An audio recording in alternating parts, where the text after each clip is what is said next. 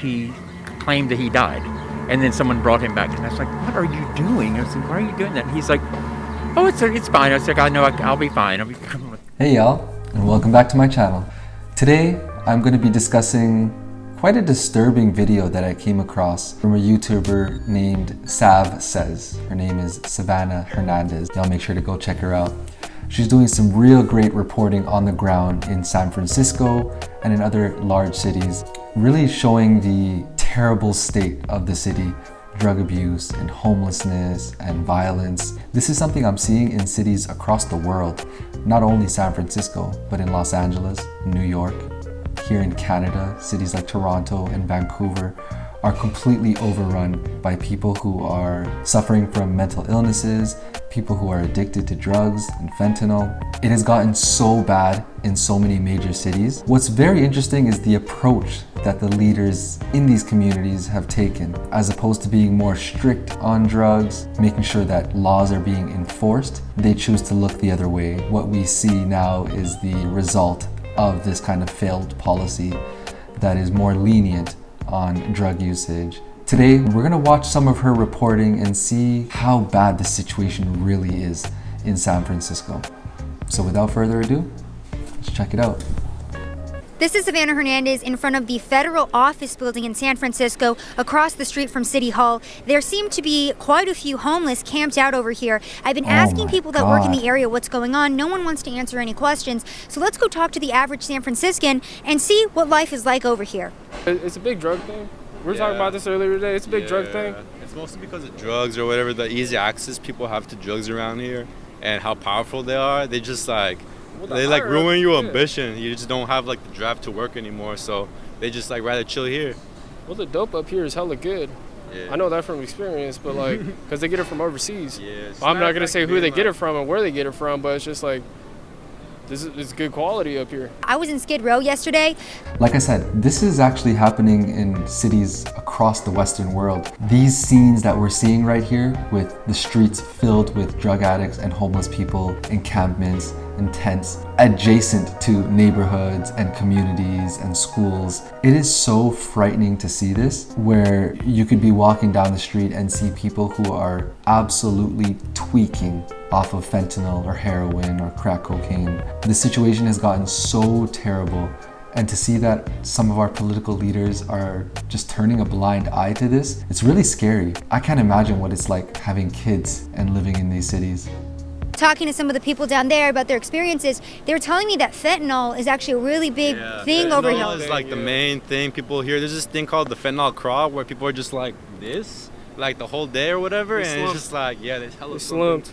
They'll shit their pants, they'll puke and everything, just super addictive from what I heard. I've seen that before. A sure sign that people are high on fentanyl is when their body is completely slumped. In some cases, they're even standing up and bent over. These are human beings, and I feel horrible seeing this. These people are suffering immensely. Well, there seems to be no solution in sight. I don't want to try any of that crap. I don't think these drugs are going to go anywhere. I think they're going to stay here until they're going to stay regardless, It's just out of human nature. You can't control human nature. It's curiosity, A lot of people have addictive personalities. Mental illness copes with it too, It only enhances it. Wait, what do you got there? This is a bubble. What is it? What is it? What are you guys doing? I'm out here just trying to show people what life is like in San Francisco. Maybe just show what the everyday life is like out here. Yes. I was born in Mexico, Acapulco. Give me a second. That's what's rude about. A felon brought here illegally. When you're here illegally, you're a felon. I'm not a DACA recipient. You want to see my tattoo? Dreamer for DACA recipients. I'm not a DACA recipient. A political asylum seeker I'm not seeking asylum anymore. What I find most interesting is that this guy is even comfortable speaking to Savannah. From what I've seen on videos and even in my trip to Vancouver, people are not really comfortable being recorded or videotaped, especially when they're doing drugs, when they're high, when they're selling drugs. There's a lot of drug dealers who obviously stay around those areas, kind of poaching on the drug addicts. It's really good and important that we get to hear who he is and where he came from. He's someone who was seeking asylum in the United States. It's very sad to see the condition that he's in right now. Very unfortunate. Let's continue. I've been hearing in LA, they said that the fentanyl crisis got really bad over the past 2 years. Would you guys say like it's been the same here? Like when did it start getting really bad? I guess fentanyl's cheaper. And it's 100 rush, so it gets you high. And it's cheaper, so it's cheap people in his life. That's why I think a lot of people are jumping up and it's only like you get $10 because they get right now. Like get higher, you get high for 8 hours, 10 hours. It's much. And I lost. This is crazy seeing in my this. own hand when they do fentanyl. When I came and check on them, The streets are packed with addicts. but when they came to get you laced, you see them, but they died in my hand. It really is a problem. It wasn't like this, wasn't it? So this is what happened, right? Like this one time, I see like right? That was senior smoking. The police went by, looking at him like, "What you doing, man?" You know what they do? Smoke again. And then the police is, what's the point of you take them to jail for one overnight and then they come back out? So this anonymous person was talking about how the fentanyl crisis has just exploded. And once again, that's something that's not only happening in San Francisco, that's happening around the world in large cities. Fentanyl is really interesting because this is the main drug that's been leading to all these overdose deaths. And the reason for that is because it's so cheap compared to other drugs, and the high is crazy strong. So a lot of drug addicts prefer to use fentanyl for those reasons. It's completely devastated cities who are affected by these drug problems. I've been knowing over 25 years being down here has been to see pretty much genocide and from fentanyl.